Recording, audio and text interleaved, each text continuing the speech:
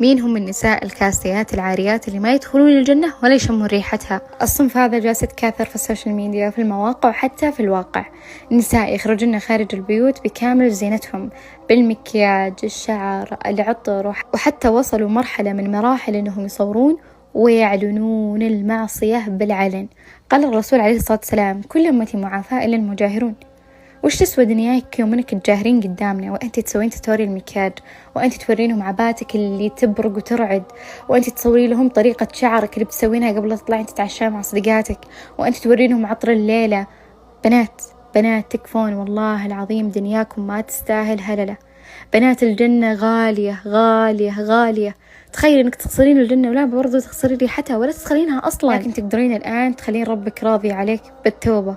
توبي لله توبة نصوحة صادقة وبدلي ذنوبك إلى حسنات. ترى إذا تبتي توبة نصوحة صادقة وندمتي